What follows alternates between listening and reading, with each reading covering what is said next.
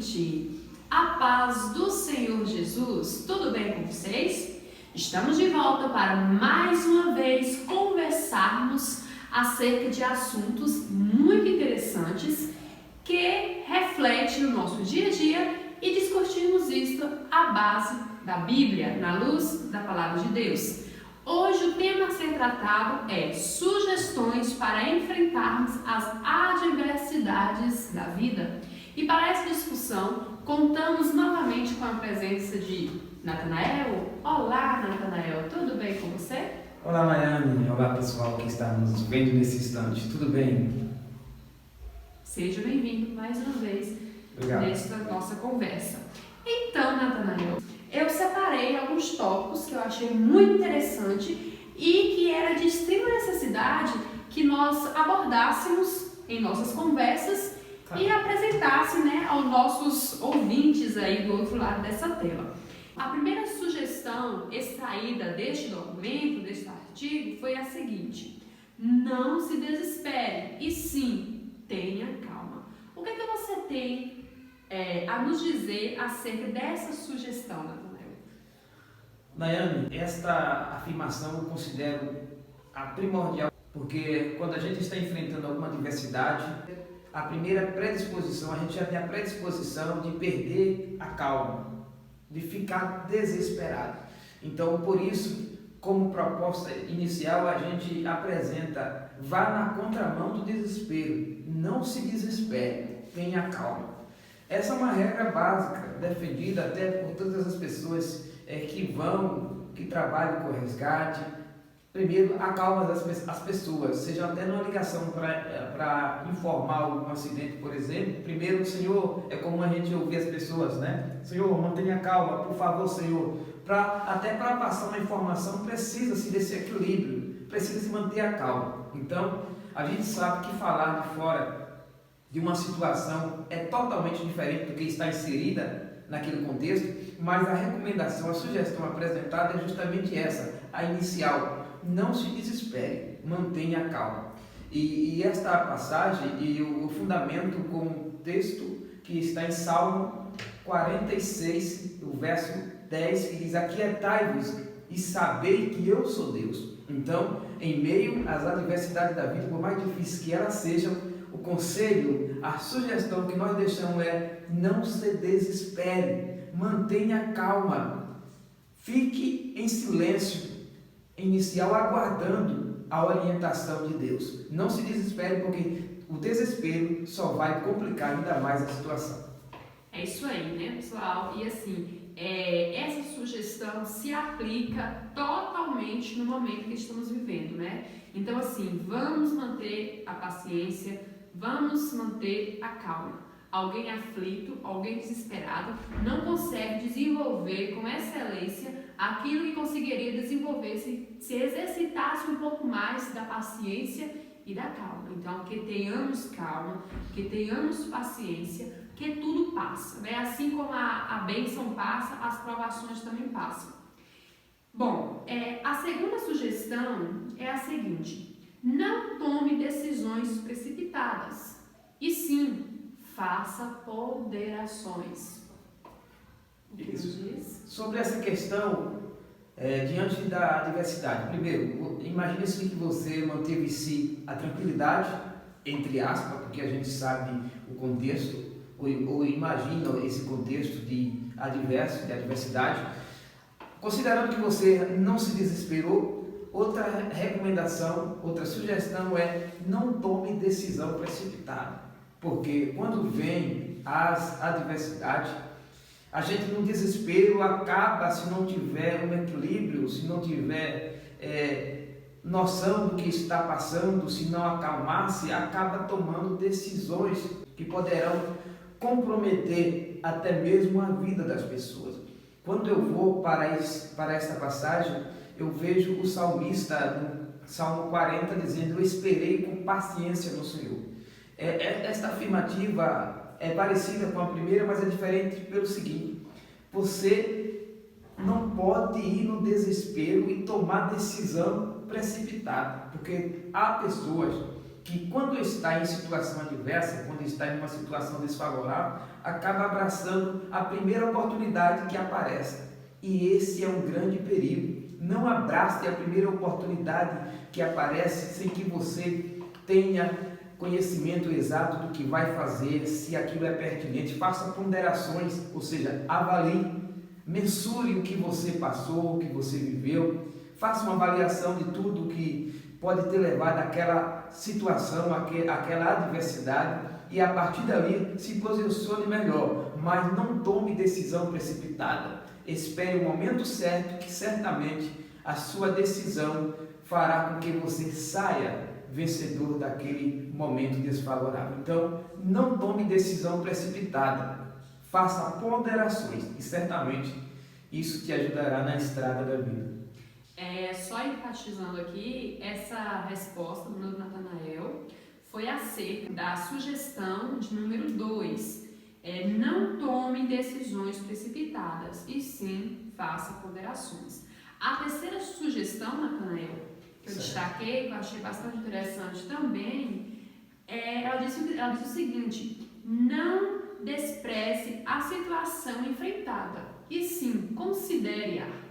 Né? Assim, deixa eu até dar meu ponto de vista, né, do que eu achei interessante, porque assim, como que eu refleti e falei assim, nossa, que interessante você pegar uma situação difícil que você está passando, um momento difícil, e pegar aquela situação e considerar aquela situação. Quando você considera aquela situação, você reflete, se você refletiu, você buscou a tranquilidade, você buscou a calma, você não se desesperou, e quando você juntou esses 3 elementos, você consegue atirar um benefício daquela situação. Então, por isso que eu extraí ela e coloquei ela como algo bom também, né? Uma sugestão boa a ser passado para o nosso público, para quem nos escuta. Só repetindo mais uma vez a sugestão. A terceira sugestão diz o seguinte: não despreze a situação enfrentada, e sim considere-a.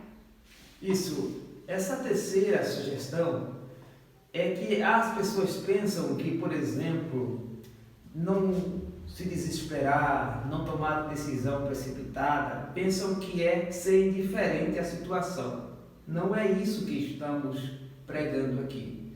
Você tem que considerar a situação, não despreze. Em outras palavras, não subestime a adversidade que você está vivendo. O que é isso? Há pessoas que calculam para menos, ou seja, dá um valor baixo, não estima o valor ou a noção exata daquela situação, daquela adversidade. Então, o que há como sugestão aqui é não subestime, não despreze a situação, porque se você desprezar, você poderá ser surpreendido. A partir do momento que você não despreza a situação, você considera, a partir dali você se posiciona para tomar as medidas mitigadoras ou as medidas que venham de fato acabar com aquela situação, superar aquela situação. E quando você subestima, você pode ser enganado e ser vencido por aquela adversidade. Então, caia na real. Quando eu vejo essa passagem, nessa sugestão, eu apresento o versículo que está em Lucas, capítulo 15, versículo 17, onde fala da parábola do filho pródigo, que depois que teve todo aquele processo que ele deixou a casa do seu pai, foi para a terra distante, gastou tudo, mas teve um dia, o versículo 17 diz que ele caiu em si, ou seja, na nossa linguagem, ele caiu na real. Ele considerou a situação, ele disse: ora, quantos trabalhadores do meu pai têm pão em abundância e eu aqui perecendo de fome? Ele planejou, articulou, disse: eu vou voltar para a casa do meu pai. E ele foi, executou o plano de regresso, de retorno, depois que ele considerou a situação. Enquanto você ficar maquiando a realidade, você nunca vai superar essa adversidade. Se você ficar só parado, se você ficar aí estacionado, não chegar mesmo diante dos fatos, considerar a situação, se você continuar só desprezando, subestimando, vivendo como se nada existisse, não é isso. Considere a situação e a partir dali caia na real. e certamente a partir disso você vai ter um direcionamento para superar as adversidades da vida, que, diga-se de passagem, não são poucas, são muitas situações que precisam ser enfrentadas por cada indivíduo a cada dia na sua vida. É isso aí, né? Então vamos buscar considerar, né, a situação que está sendo vivenciada. A quarta sugestão, ela nos remete também às 3 primeiras sugestões já citadas. Ela diz o seguinte: não dê ouvido a falsos mensageiros, e sim aqueles que de fato podem te ajudar.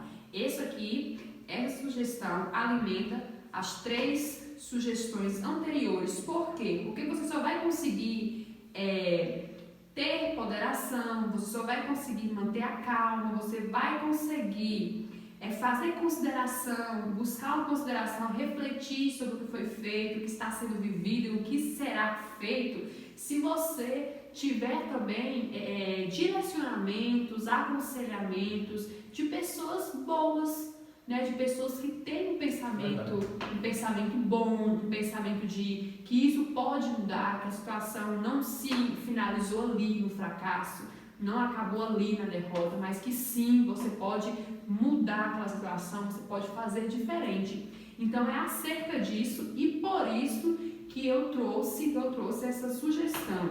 Repetindo novamente: não dê ouvido a falsos mensageiros, e sim aqueles que de fato podem te ajudar. Vamos ouvir agora o que o autor tem para falar, para nos passar, né?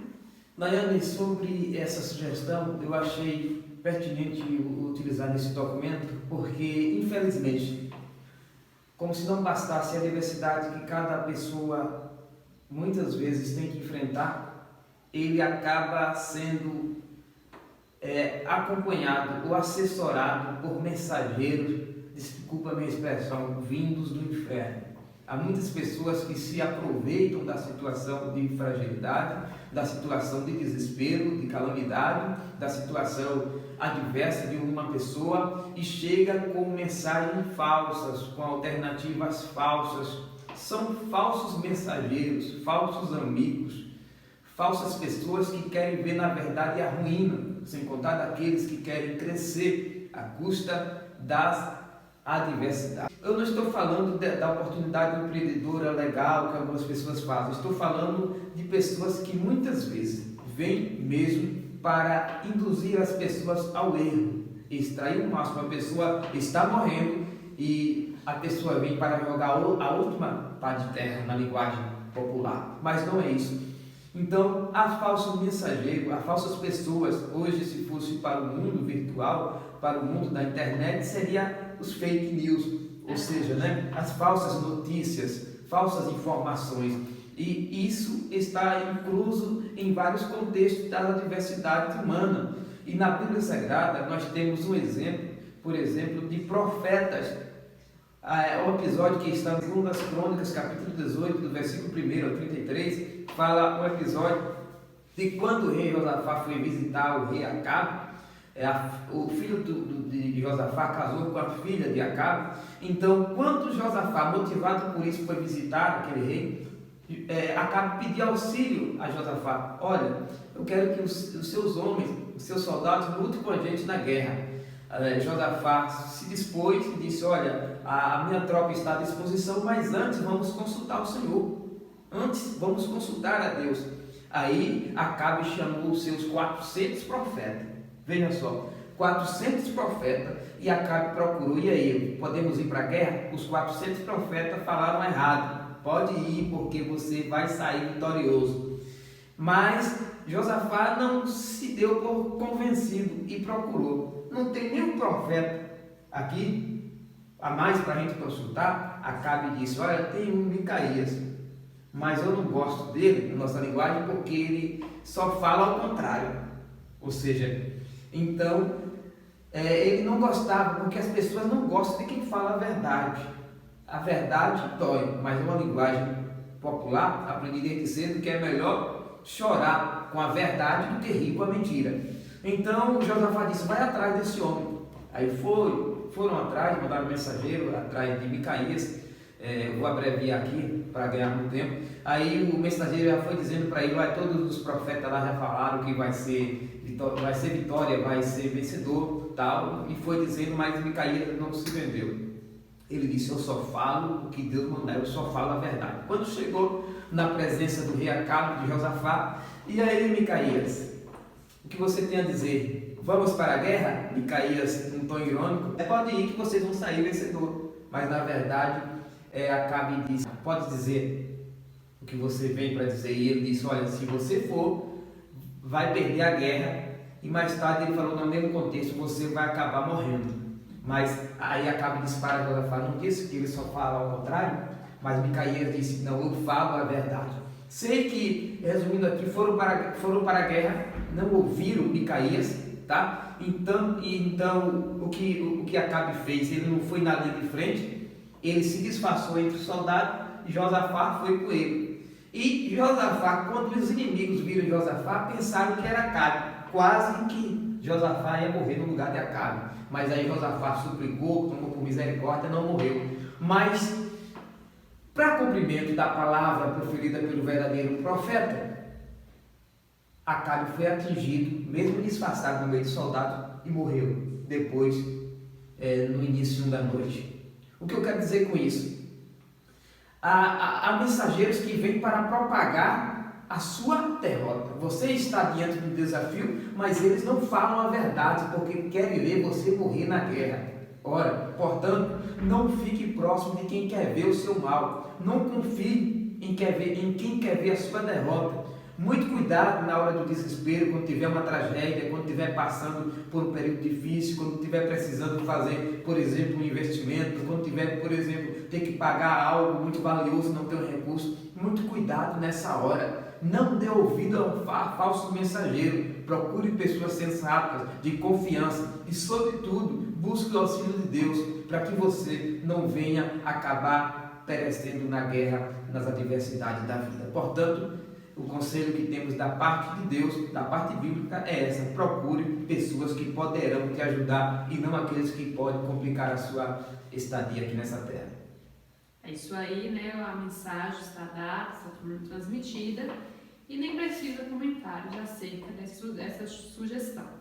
A quinta sugestão é a seguinte: não dê hospedagem ao medo, e sim se revista da coragem. Medo é uma coisa que assola todo mundo. Atrapalha bastante. Atrapalha, impede, bloqueia. Então, o que você tem a nos dizer acerca dessa sugestão? Nayane, essa sugestão de não dar hospedagem ao medo, a expressão que utilizo nesse documento, o medo, todos nós sabemos que o medo, em dosagem considerada normal, é característico do ser humano. E até serve de alerta. De alerta, seria um alerta, um mecanismo de defesa do ser humano. Imagina se você não tivesse medo de nada, se a criança não tiver medo, se a pessoa não tiver medo de nada, acaba se submetendo a várias situações que podem provocar a sua morte. Então, que fique bem claro, eu não estou falando do medo em situações normais, mas eu estou falando do medo que, às vezes, ou quase sempre, é alimentado e até vem para as pessoas diante da adversidade. Porque eu já vi muitas pessoas dizerem: rapaz, eu não tinha medo, até o dia que passei uma situação, até o dia que eu fui submetido ao tal cenário. Então, a recomendação que deve ser mantida para você como cidadão, para você de modo geral, é que diante das adversidades da vida, não tenha medo. É óbvio que, do ponto de vista humano, tem algumas situações que são de causar pânico, de que vem mesmo para te assustar. Mas a recomendação bíblica é: não tenha medo, não dê hospedagem a esse medo, busque a proteção. Você está protegido ao lado de Deus. Quando eu falo de não ter medo, eu lembro do que está em Salmo 27, que diz: o Senhor é minha luz e a minha salvação, a quem temerei? Você não pode temer. Na Bíblia há várias afirmações dizendo para não temer. Quando eu vou para Josué capítulo 1, no versículo 9, a recomendação de Deus para Josué diz: não te mandei eu?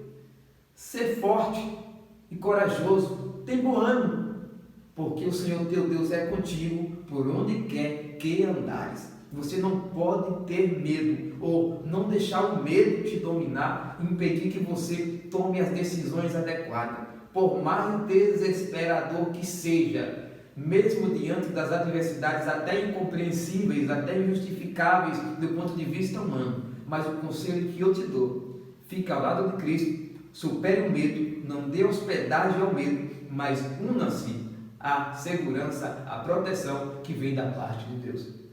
Então é isso aí, né? Vamos repreender, vamos buscar impedir, né, o crescimento deste medo que todo ser humano já tem, né, em sua genética, segue também como alerta, mas vamos impedir que este medo, que já é presente em nós, venha se propagar a ponto de nos impedir a realizar ações, de nos impedir a tomar decisões, né? Tudo em seu devido lugar, tudo na dose certa. É a sugestão 6, número 6, não faça com chave com a ansiedade, e sim descanse no esconderijo do Altíssimo ou na sombra do Onipotente. Isso, Nayane, é a expressão utilizada porque, assim como o medo, a ansiedade também provoca hoje vários problemas na sociedade. Também serve a mesma justificativa apresentada para o medo, tá? Então essa ansiedade também e a justificativa inicial são similares. Em dosagem normal tem aquela ansiedade que você tem controlável, preste a receber, por exemplo, uma notícia boa ou ruim. Mas o problema é que a gente fala quando a gente fala dessa ansiedade, dessa solicitude, é algo mais exagerado que passa também a interferir na vida das pessoas e chega até a chamada ansiedade crônica. São pessoas que perdem muitas vezes o equilíbrio emocional. E Jesus, no capítulo 6, escrito por Mateus, a partir do versículo 24, ele dá algumas sugestões de não andarmos ansiosos. Ou seja, ele diz, há muitas pessoas preocupadas, o que é que vamos comer? E Jesus falou, olha para as aves do céu, não ajuntem celeiro. Aí, para os que estavam preocupados com as vestimentas, ele disse, olhai para os lírios.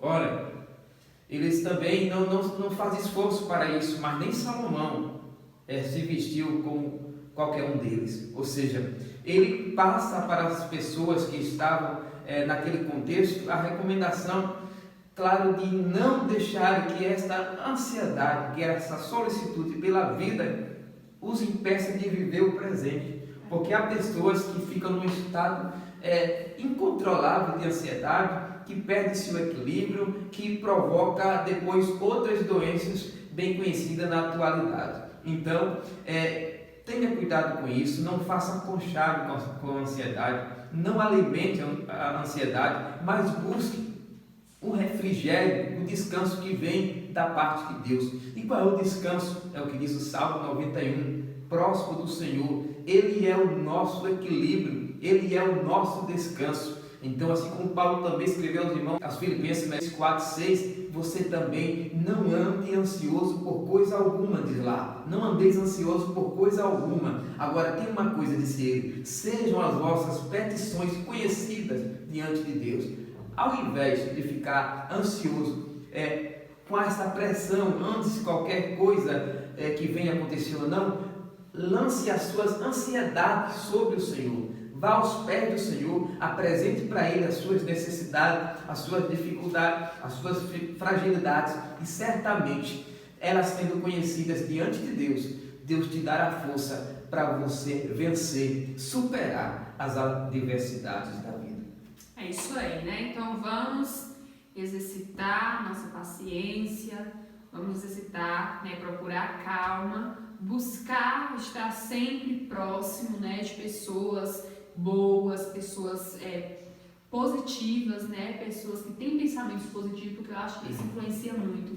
Porque assim, por mais que nós, né, cada um tem que se munir, né, tem que se fortalecer, buscar fortalecer o seu interior, cuidar do seu templo, do seu espírito, né, alimentar o espírito de coisas boas, mas também pessoas que, mesmo com essa, estando unido, né, estando uma pessoa bem alimentada espiritualmente, uma pessoa que tem um equilíbrio, se essa pessoa buscar andar só com pessoas que é muito pessimista, pessoa que se prende muito, sabe, ao que fez de errado, não, pra mim não tem mais jeito, é isso mesmo, e acabou, pessoa que se conforma com a situação, acaba extraindo aquilo, né? E aí faz o quê? Dá lugar ao medo, e o medo gera o quê? Ansiedade e diversas outras coisas, que Deus nos livre e nos guarde de passar por isso.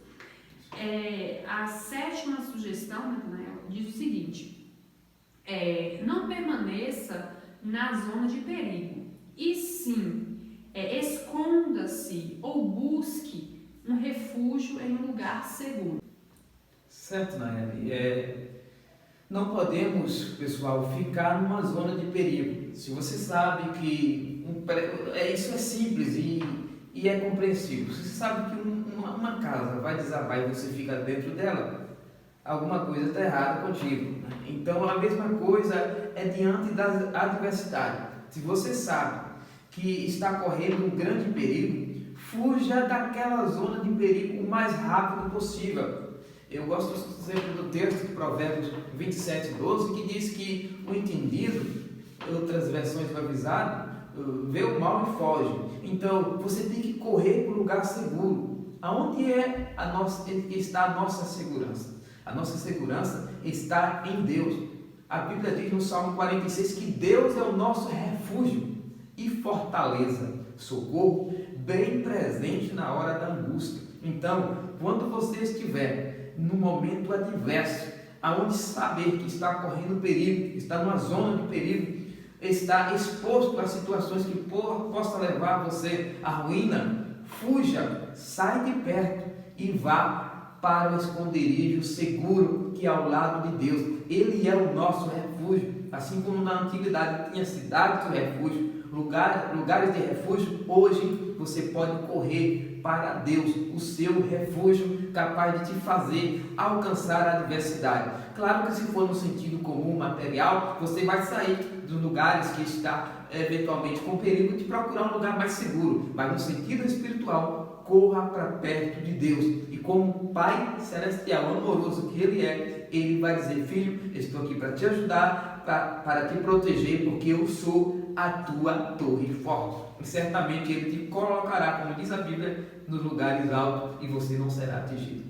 É isso aí, né? Então, esconda-se na presença do Altíssimo, né? No esconderijo do Altíssimo. A 8ª sugestão, ela nos diz o seguinte: não aceite as condições impostas pela fraqueza. Porque sabemos que são muitas as sugestões que a fraqueza nos apresenta no momento de aflição. E sim, tire força dela, né? E faça dessa adversidade, desse momento de fraqueza, uma capacidade de vencer, tornar capaz de você vencer. Certo, Natanael? O que você tem a nos dizer? Ora, Nayane, quando nós vemos na Bíblia Sagrada, outro sentimento que o ser humano tem também é de fraqueza. Todos nós, como ser humanos, somos limitados. Entretanto, a gente não pode se dar por vencido, a gente não pode se entregar, porque eu gosto muito da palavra do Senhor, que nos encoraja a prosseguir, que nos encoraja a lutar. Quando eu leio a parte dos heróis da fé, que eu vejo lá os irmãos, o apóstolo que não identificado no capítulo 11 aos Hebreus, nós vemos lá ele falando acerca do que os irmãos fizeram, que eles foram capazes de suportar ou de enfrentar o poder do fogo, apagar o fogo, diz a expressão bíblica, quando vamos para a Bíblia Sagrada, para o livro de Hebreus capítulo 11, e eles tiraram força da fraqueza. Ora, tem situação que a gente se sente frágil demais mesmo, tem situação que a gente fica sem alternativa do ponto de vista humano, mas mesmo assim, se você só tem a fraqueza naquele momento, você deve abraçar esta fraqueza, pegar ela, fazer um pilar para tirar força dela, para alcançar a fortaleza que vem de Deus. Aliás, quando você pensa que está fraco, que não consegue mais fazer nada, quem sabe é a hora que Deus quer que você se fortaleça. Eu gosto de um verso também bastante importante que está até no meu perfil no WhatsApp, que está em Joel 3:10. Diga ao fraco, eu sou forte. Diga ao fraco, eu sou forte. Segundo aos Coríntios, capítulo 12, versículo 10, Paulo também disse: porque quando eu penso que estou fraco, aí é que estou forte. Ou seja, você aproveite mesmo no momento de fraqueza, de limitação, porque há período que a gente não tem força para cantar, muitas vezes força nem para orar. Mas como diz a Bíblia, nem que seja gemendo, mas o Espírito Santo ele é capaz de levar, de converter esses gemidos em oração a Deus. Ele leva até a Deus. Portanto, não fique aí dizendo que você é fraco, que você é um derrotado. Pise nessa fraqueza, use essa fraqueza como pilar e alcance a fortaleza que você precisa para vencer. Diga ao fraco, eu sou forte. Você pode dizer? Diga ao fraco, eu sou forte. E acredite, você sairá vencedor. É isso aí. Nas duas últimas sugestões, eu irei pedir ao Natanael que ele mesmo faça a leitura e comente acerca desta. A nossa próxima sugestão vai ser a sugestão nona, a de número 9, a sugestão de número 9, que é essa aqui. Isso. A de número 9, Nayane, que está lá, eu também considero relevante. A gente sabe que quando se fala de adversidades, há um grande contexto, há um mix de situações que podem ser enfrentadas. Obviamente, essas ordens podem se inverter dessas sugestões, algumas delas poderão antes ou depois, mas certamente todas elas são cruciais para o entendimento e para a superação às adversidades. E lá no número 9, eu falo assim: não se isole no quarto escuro da vida, mas se alie a esses três grandes aliados: a fé, o amor e a esperança. E a base bíblica que eu uso para isso está também em Coríntios, está na palavra de Deus. 1 Coríntios capítulo 13, aquele capítulo chamado capítulo do amor, onde Paulo tece as informações acerca do amor, e no último versículo ele diz: agora pois permanece a fé, o amor e a esperança. E ele diz: mas o maior de todos é o amor. Então nós precisamos dar fé em Deus, porque 1 João 5,4 diz que esta é a vitória que vence o mundo, a nossa fé. Quando vamos para Hebreus capítulo 11, versículo 6, diz que sem fé é impossível agradar a Deus. Ou seja, a nossa fé é algo fundamental para nortear a nossa vida. Quando vamos para Romanos capítulo 1, versículo 17, diz que o justo viverá da fé. Ou seja, é através da fé que nós viveremos, que nós alcançaremos a resposta da parte de Deus. Então, o amor é a representação de Deus.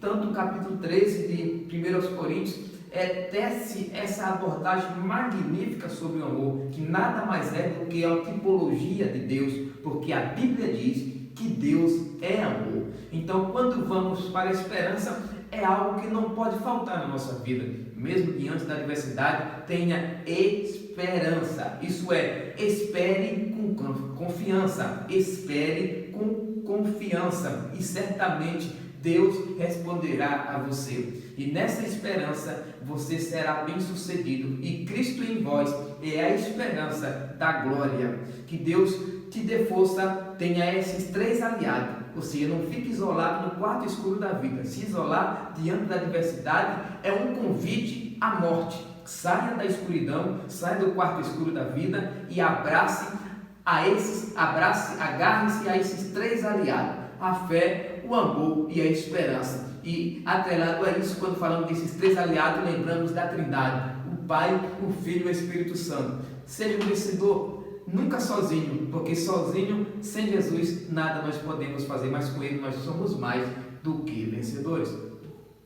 É isso aí, né? E para concluir, a 10ª pergunta, ela tem que ser feita, né, para poder fechar esse nosso momento, que é: não desista, e sim, persevere até o final. Isso, Nani. A vitória está no final.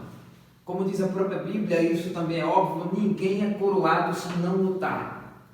Ninguém ganha uma premiação numa maratona, numa competição, antes de lutar, antes de vencer. É preciso lutar para que saia vencedor. Então não desista. Não desistir é uma recomendação que deve ser seguida fidedignamente.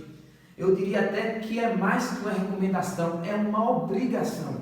Você não pode desistir. Nós não podemos desistir dos nossos ideais diante das adversidades da vida.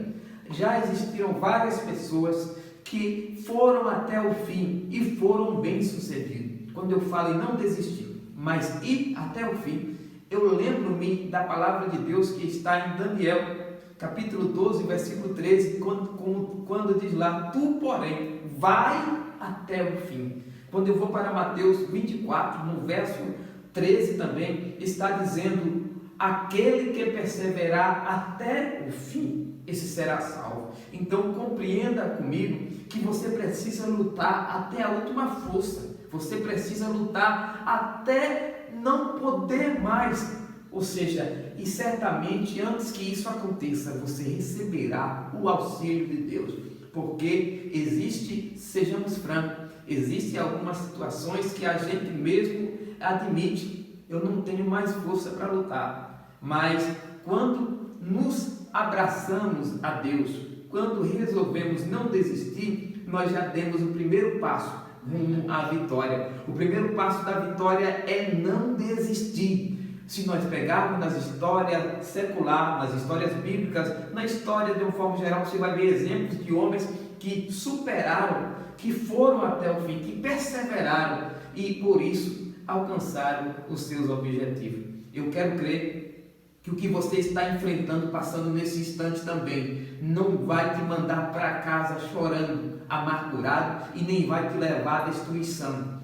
Escute que você que está me ouvindo nesse momento, ouça-me. Você não pode desistir. Você não vai desistir, porque há famílias precisando de você, há pessoas que confiam em você e Deus espera de você que você vá até o fim. A Bíblia diz que aquele que põe a mão no arado não pode olhar para trás. Se você já chegou até aqui, não pode mais desistir. Se está dando o primeiro passo, aí é que não pode desistir mesmo. Você precisa caminhar. E a Bíblia diz, este é o caminho, andai nele, sem desviar, nem para a direita, nem para a esquerda. Quando fala de ir até o fim, de prosseguir, eu lembro de Vanderlei Cordeiro de Lima. Sim, um atleta brasileiro que na Olimpíada teve uma pessoa que tentou parar. Você deve lembrar do episódio, ele vinha liderando aquela prova e aí agarraram, mas alguém conseguiu soltar ele, ele prosseguiu,